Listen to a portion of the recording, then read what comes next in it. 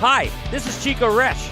You are listening to the Let's Go Devils podcast on the Primetime Radio Network. Happy Devils Friday. Welcome to Game Day Live, presented by the Let's Go Devils Podcast Network and the Primetime Radio Studios and Crew Brew. My name is Vinnie, Parise, joined today by Shorts Guy, and we are happy to get you set for New Jersey Devils hockey as they take on the San Jose Sharks. Welcome to all the fans watching on YouTube Live, Facebook Live, Twitter Live, X Live, and Twitch. The Devils, they're looking for their fourth straight win. What a turnaround, Shorts Guy. How you doing? I'm doing good, Vinny. How are you doing? Doing very good. I was very excited that the Devils were able to pull off a win last night against the Philadelphia Flyers. It wasn't an easy one. You know, they didn't have their best game by chance, but it kind of reminded me of last year where, you know, every team has a game where they kind of crumble a little bit, give up that goal with the goalie pulled. Every single team in the league does it at least once or twice a season. And then, you know, the Devils, they did it yesterday. The good teams find a way to still win in overtime. I can only think of one team in the league that puts out a better trio in overtime than Jack Hughes, Luke Hughes, and Nico Hischier. Oh, my gosh. But, I what mean, what what were your thoughts? What were your thoughts on the whole thing? My thoughts were I was thrilled that we won, and I was thrilled that Jack, Luke, Tyler, Dawson, and Akira got me over 30 points in fantasy. That was absolutely thrilling. It's just like we were talking yesterday before the game. It's against the Flyers, and they're a rival, and you've got to beat the Flyers no matter what. You've got to beat the Rangers no matter what. You have to beat the Fish Sticks no matter what. Those are the games you have to circle on your calendar saying, yes, we have to win. And last night was one of them. You know, two rivals dispatched in 1 week. And by the way, here I am in American Whiskey. The atmosphere is great. The bar is packed. And guess what I have in my hand right now, Vinny? Money, because you're sales guy instead of shorts guy. No, that's in my pocket. I have an Ann Crew Brew. Unfortunately, let me turn that glass because I don't want it the Miller Lite logo. I have an Ann Crew Brew. Look at this, Vinny. You want to do the read real quick? You want to do the read while I have it?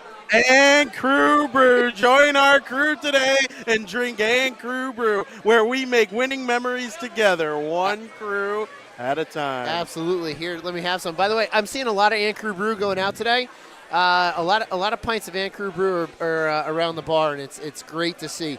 Vinny, it's absolutely surreal. It's surreal to see that a bar or first of all, we're here at American Whiskey, great bar for us as a podcast, a great bar in general. But to have a beer 4-hour podcast and to see other people who I don't know drinking it, it's surreal. It really is. That is really cool. Like, you got to go up to some of them and be like, you know, that's my beer. Like, you know, that's our podcast beer. Like, absolutely. And they're gonna be like, you really? Can I buy a shirt? Yes, you can buy a shirt. Autograph? Yes, you can buy a shirt. You can get my autograph. You can, whatever you want, you can get. This beer is gonna blow up multiple people's heads. It's very, very funny. I can't wait. Yeah, so I'm really excited for today's game. Actually, the San Jose Sharks. It is what a lot of people would call a trap game. But before we get into the game tonight, Shorts Guy, there's a big debate going on X today. And it was less consensus than I thought it was going to be. Like, I thought the answer was obvious to this question. But every person that was asked gave a different answer. So people were going around. It's a debate whether, no matter who your favorite team is in the Metropolitan Division, between the three New York teams, the three New York area teams, and the Flyers, who's your least favorite team? And so there were Flyers fans saying the Rangers, the Devils, the Islanders. Everybody has a different answer. I thought it was consensus for every team. I thought every Devils fan considered the Rangers their biggest rival, but there are so many Devils fans that answered Philly. I even heard a couple people say they hate the Islanders more. If you're asked that question by a rando, who is your least favorite team? The Rangers. I hate the Rangers. Okay. Easy answer. We're on the same page there. Yeah. We both say the New York Rangers first. Yeah, I mean, I hate the Rangers. I hate the Flyers as well. I was just talking to one of my coworkers the other day. I think the sign of being a true sports fan is when you hate more teams than you love. When you absolutely hate more teams than you love, you're a real true sports fan, because I hate a lot of teams. And the Rangers are at the top. For hockey, the Rangers are at the top. But then there's the Flyers, and then there's the Islanders that are coming underneath them. So when you hate more teams than you love, you're a true sports fan, because, that hate is just, yeah, it's true. That is true. And, for the Devils fans that hate the Flyers fans more, all power to you. There's plenty of hate to go around from the New Jersey Devils fan base. So, Vin, the one thing you have not experienced being a citizen of Chicagoland is being at a sports event in Philadelphia. I hate the Rangers, but I hate Philly sports fans because they are the worst. That's awesome. There is nothing worse than a Philadelphia sports fan, and I've experienced them. They're awful. And I do have some friends that are Flyers fans, and I do have a lot of love for my friends that are Flyers fans. But overall, the Philly sports fans are awful. That's funny you say that. I've only seen a Philly sports team in person twice. Yep. I have seen the Flyers in person, but it was at the United Center. And I've seen the Phillies in person. It was at Guaranteed Rate Field where the White Sox play. The road fans weren't pleasant there either, which I know you probably wouldn't expect that. But, I remember a couple people. I expect it. Yeah, jarring on the road. Dude, you're in our place. When I'm a Devils fan at the United Center, I kind of, keep to myself. I'm in your house right now. Not them. No, nope. they don't do that. Nope. They don't do that. Nope, not then. I mean, I have a very early memory being back in Continental Airlines Arena and over at the Meadowlands, and just Flyers fans just being obnoxiously awful. But being in a lot of Philly games with soccer, their fans are just the worst. I mean, then again, Eagles fans hate Santa Claus, so Philly sports fans are terrible. But I do hate the Rangers, but I do hate Philly sports fans for the most part. My friends aside that do like some Philly teams. But that's not probably hate. That's their fault for making poor life choices. 100%. They probably hate Santa Claus, apple pie. Basically, they probably hate Anchor Brew. So screw them. Exactly. Because they can't have cool orange beer. No. Right? They're just mad about it. If you had orange beer would be pretty cool. You know what? I mean, I'm not gonna lie. I want to say that should be our goal at the outdoor game at the tailgate, is to get a Flyers fan to drink Anchor Brew. Oh, we will absolutely do that. All right. Oh yeah. We're gonna That's do that. my goal. I'll be there. Which so there's going to be real chaos. I'm going to be there. Oh, so yes, we will get a Flyers. It's going to be a day of chaos. I can't wait. I'm pumped. I can't wait. So, we got a long way to go. Before that, though, the Devils, they're looking to win their fourth straight. It's been a while since they won four straight. Yep. You have the worst team in the NHL in town to play them. They've got 5 wins on the season. They have as many wins as the Devils almost have in a row. Almost. So, it's not a good time to be a San Jose Sharks fan. They're a great franchise. They're not one of those bad teams that is always bad. I don't have them in the same realm as maybe Ottawa or Columbus a lot of the time. I know they had the Panarin years where they were really good. But, for the most part of my life, the San Jose Sharks have been one of the best teams in the NHL, and this recent rebuild is pretty fresh and not something Sharks fans are used to. So I don't make fun of them too much. I do believe because they are a strong organization, they'll build back up into it. But it's going to take a while. I hate trap games like this, though.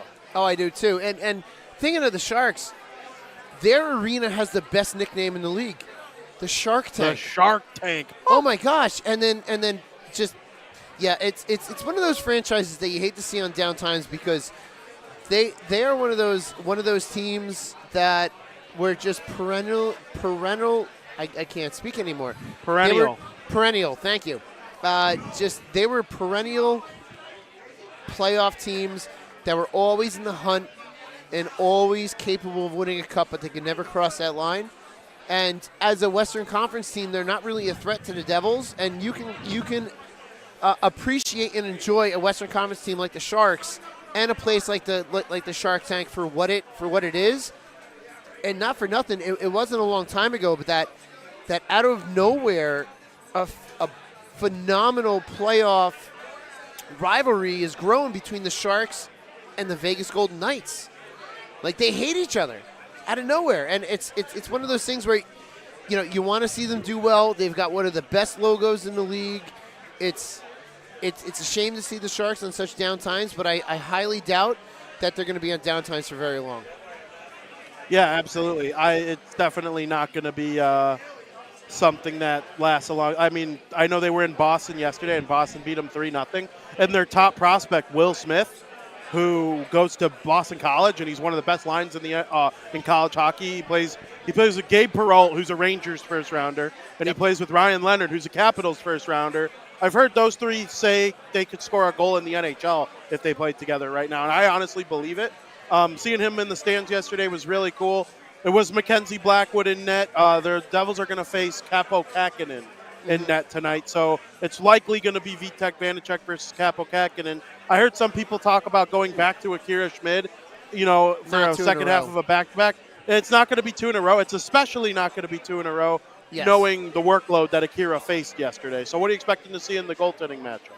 I'm expecting to see Vitek play well. It's one of those things where just as a goalie, when you see your partner do well, you want to do well the next game because you want to show why you should get the next start. So I'm expecting that out of Vitek, especially here at home. It's going to be interesting, though, because we've got a certain young defenseman that's making his season debut. And I can't remember if this is his NHL debut because this is his NHL debut. All right, NHL debut tonight for Simon Nemec coming in tonight. So you've got the defensive core has just gotten younger and less experienced tonight, with Brendan Smith being out with suspension, which rightfully so. That slash was absolutely suspension worthy. Let's get that out of the way for any of those dumb Ranger fans listening. Blah, blah, blah. Yes, he was rightfully suspended for what he did.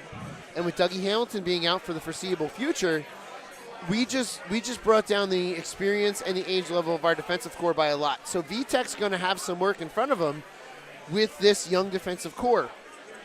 At least he's used to a lot of what's in front of him, but not everything. And this is Nemec's chance to show why he should be here. And then I believe there's a certain forward coming back tonight as well, which we'll probably all celebrate seeing him on the ice tonight, Vinnie.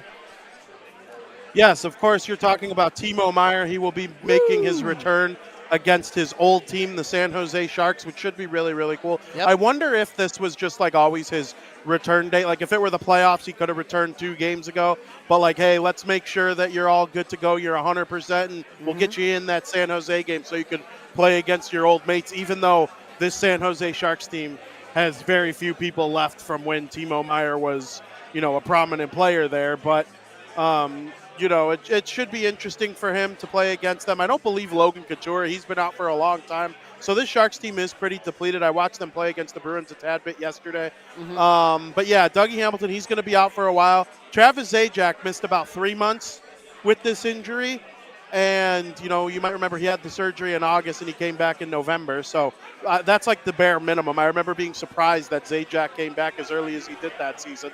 And, I've seen a couple baseball players deal with this exact injury, and they've been out a little longer. But the only thing with that is, with baseball, you kind of have like your upper motion and your top half of your body. Yeah. Where in hockey, I feel like you might be able to return from an injury like that a little bit sooner. I guess it just depends on the person too. Yeah, I guess that's true too, especially for a defenseman. It's similar. This and this.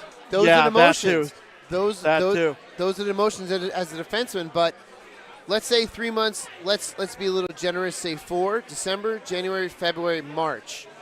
Well, you pull a Tampa, you sign or trade for someone, you throw Dougie on LTIR, you sign or at this point trade for someone to fill in that spot, you hold Dougie out until playoff time, and oh my gosh, you have $100 million roster going into the playoffs like Tampa did, and like Tampa has done multiple times. So it would not shock me to see that type of move being made, to where you give Dougie that time and you bring someone in as a fill-in for Dougie at this point. I believe the Devils will have north of $10 million in cap space once Dougie Hamilton is officially. I believe he's officially. It's just not on cap friendly yet. He's still listed as on the active roster on cap friendly, which is kind of surprising. They're usually pretty quick though. Usually it's like you see the Twitter notification, you go to cap friendly, it's already done. Well, that's if it hasn't been done yet. So I'm assuming that they just have not done that yet. But we've got some moves to make because this defensive core is incredibly young now. With taking Dougie out, bringing in Nemec, the experience and age of this defensive core has just bottomed out at this point, I believe. So the Devils are going to have to do something. They're going to have to do something. Yes. Wouldn't that be crazy, though? Let's say they trade for a goalie and use up $4 million there, and you can get a really good defenseman with the rest of that money in the second half of the season. And then all of a sudden the playoffs roll around, and you have Hamilton with Marino, Siegenthaler, and Luke Hughes. And then you could honestly put in, I'm assuming this new guy that they trade for would be worthy of a spot. And then for that last spot, you rotate Nemec, Colin Miller, Brendan Smith, and you have this great defensive core. Maybe even have a little leftover money to trade for a forward. I know there's guys in Calgary that are going to be available. Yep. Maybe like a Noah Hannafin, Tanev from Calgary. That's what listening to the podcast Tom and I were talking about. Tanev. We've talked about it in our group text with Tanev potentially, like with Calgary, with the way they are. You never know. It's one of those things, and you bring in a goalie. I mean, off the top of my head, maybe that goalie to bring in is Gibson from Anaheim. I wouldn't hate that. I would not hate that either because I feel for him because, man, he's gotten shelled and he's a decent goaltender. Other than that, I don't know who else would be available to bring in. Jake Allen, the Montreal Canadiens goalie, he's having a really good year. Yeah, Jake Allen. I mean, he had a lot of good years with St. Louis. So Jake Allen could be another one. We'll see. Yep. We'll see. Yep. We are not in control of these decisions, and as much as we would like them to happen, they really don't impact our everyday lives. So we'll see what happens. Yes. And what about if they were to make a trade for a bottom six forward from a team like the Blackhawks or the Columbus Blue Jackets? Some of the Sharks. What if the Sharks make Logan Couture available and the Devils are like, wow, we can afford to bring him in the second half of the season and he can play on the third line with Holtz and Haula. That would be awesome. Yeah. So, just things like that are possible. I'm trying to see the bright side on the top Dougie Hamilton news. Yeah, and we have to remember too that anything we do, any moves that we do like this with an LTIR are probably going to be temporary moves. Yes. But if it pushes us over that line to really make that push for a real long playoff run, there's a benefit to that. I've seen two teams do it successfully. You might remember in 2015, Patrick Kane did something with his shoulder. Yeah. I think in February, and he was put on LTIR. The Hawks traded for Antoine Vermette, the defense Kimmo Timonen, Andrew Ladd they brought back. I mean, there was a couple guys that they brought in, not like superstars or anything like that pieces. At that point in time. Pieces. Just good pieces. Right pieces. Patrick Kane's in game one of the playoffs. They win the Stanley Cup. Obviously, the Tampa Bay Lightning are the other example. Well, They went out and made a bunch of additions. They went out and got Blake Coleman. I think they brought in Goodrow. And then there was a third piece on that line, too. It was the traded for line. That was their third line that year. Barkley, Goodrow, Blake Coleman. Oh, and I think they just had Yanni Gord on that line. And all of a sudden, Nikita Kucherov comes back first game of playoffs. It's and oh my gosh, he's miraculously healed for the first game of the playoffs. Yeah. Yes, it's crazy. It would be nice if we were that team kind of skirting those rules, within the law as written, but, skirting those rules. It's, hey, we'll see. We're in that position right now, and Fitzgerald is that smart. He is that smart, GM that could pull it off. He absolutely is. And, it's one of those things it's been collectively bargained, these rules. So there's really nothing against it that says you can't do it. So we move on. Last night, the Devils, they got that big win over the Flyers, Luke Hughes and Jack Hughes. Do you think Luke Hughes, Jack Hughes, Nico Hischier, there's potential for them to have a big night tonight against the San Jose team? I hope so, because that'll be great for me for fantasy. But how great of a situation for Jack is that he gets to assist his brother in a game-winning goal in overtime against the Flyers. Yep. Like, how Yep. phenomenal of a situation is that? Like, I've only gotten a chance to play with my little brother a couple times in hockey, and it's been fun. But to be able on the NHL level to assist your brother's game-winning goal is insane. But they all have the ability to have an impact tonight.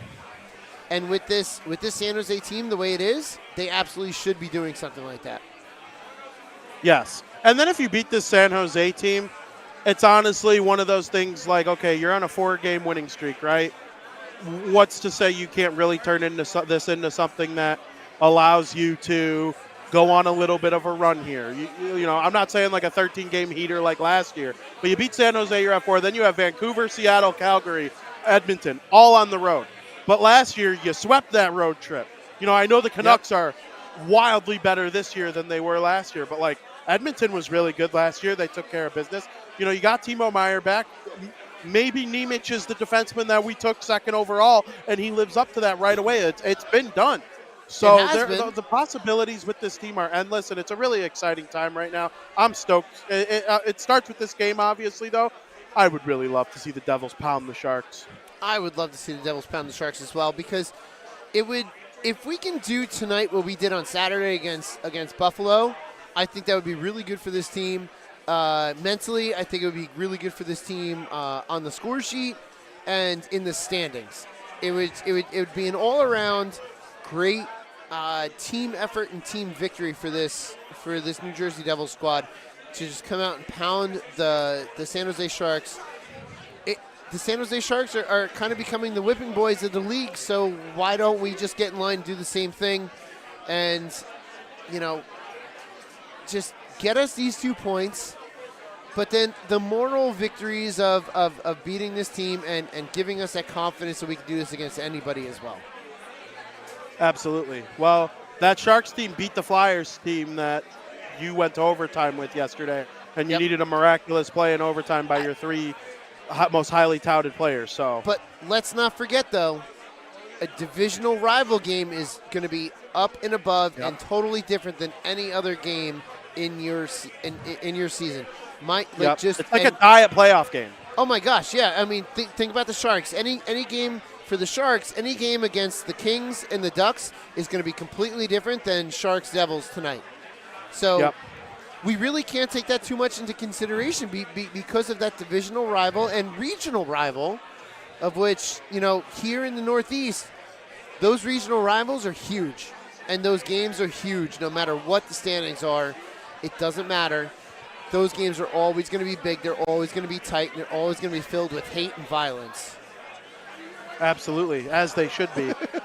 Shorts guy, it is that time. I'm encouraging everybody in the chat right now to go on ahead and put your predictions in the chat right now. That's what we need from you. We have a prediction in from Sam Wu that I'm looking forward to reading on air, but Shorts guy, will let you kick it off. Who do you think is going to win this game, and Devils, by what kind of score? Devils, Sharks, Devils, Sharks. All right. I might actually, you know what? I just had a Sam Wu kind of style prediction pop into my head, and I'm going to go with it. 5-1 Devils victory tonight. Wow, a 5-1 victory. I said that yesterday, and I was feeling good about it when it was 3-1, and then womp womp. Well, I said 4-2 yesterday, and I was watching the score lines come in when I was at the rink, and I was like, oh, I might be right. But it was not 4-2. You came close. The Devils, they were terrible at clearing the zone. They every time they got possession when they were in their own zone with the goalie pulled for the Flyers, and it was 6-on-4, I think they forgot that, like, you can ice it with no penalty. Oh, wow. And because they were shorthanded. It was very, very annoying. Very annoying. But we're off that. They won. I'm not mad about it at all. Predictions in the chat right now. I got Joseph saying 8-1 Devils. Steve Engel says 7-2 Devils. Tony says 7-1 Devils. Wow. Beach says 5-1 Devils. He agrees with you. John says 6-2 Devils. Survey says 4-1 Devils. Selecta says 5-1 Devils. Catfish says 5-2 Devils. Okay. Code S says 8-0 Devils. Wow. Wow. The That's a Insane Sam Wu. Polak, my favorite account name of all time. The Insane Polak says 8-2 Devils. Nemec gets his first career NHL goal. Ramona Rice That would says be 5-0.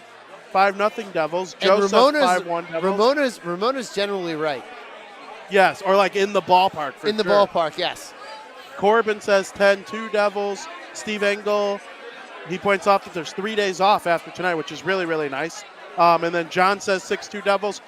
I'm going to be a little more conservative, but I still think the Devils will get a handed victory. Okay. I'm going to go 4-1. 4-1 Devils. 4-1. Fabian Zetterlund's going to snipe one and have that dumb look on his face that he scored against the Devils in Newark. And it's going to be hilarious. It is going to be genuinely funny, even for Devils fans. But I think the Devils will take care of their business and get 4 goals of their own and have a big night. I like Nico, Jack, and Luke in this game. Oh, my God. You know what I was thinking in overtime yesterday before we wrap this up and play the music? If the Devils won the lottery in 2021, Yep. I firmly believe they would have taken Luke Hughes first overall over Owen Power. I really think that's like a real possibility. Okay. And so you can say in theory the Devils have 3 number 1 picks on their roster right now. In theory, yes. And I'm still angry. That Owen Power's parents did not name him Max Power. I'm still angry at that. Yeah, that's crazy. Vinny, but before we go, I was just texted a prediction of 5-3. And we have not yet read Sam Wu's prediction for tonight's game. Correct. Tell the people what Sam Wu said. I'm sure they're going to be 0% surprised to hear his prediction tonight. Sam Wu's prediction is 100-0. Oh wait, no, sorry. That was my bill at the bar. Game. That was my bill at the bar. No, Sam Wu's prediction tonight is 9-3 New Jersey Devils in a victory. And here's hoping that the Devils. I just want a Devils victory tonight over the San Jose Sharks, the lowly San Jose Sharks. The Sharks are, by the way, just for a little bit of educational value to this podcast, one of the oldest living life forms on this planet. They've been around for millions and millions and millions of years. So there's your educational value for this podcast tonight, aside from the hockey stuff that we just pontificate about on a daily basis, basically. Millions and millions and millions of years on the earth, and they still don't have a Stanley Cup to show for it. That is very tough.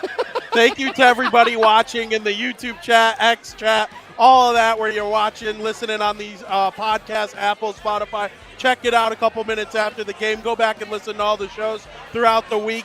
And we will be back with you after the game for Devils After Dark. Scotty of Sirius XM. Go to American Whiskey and Drink and Crew Brew right now. It's the coolest looking beer. Look, Short's got getting his excitement. He's already almost done with his first one. He's going to order first. 80 This is like number 3. Oh, okay. So only a couple more. Only a couple more till Shorts guys dancing on top of the Prudential Center. And as the great Sam Wu always says, let's go Devils.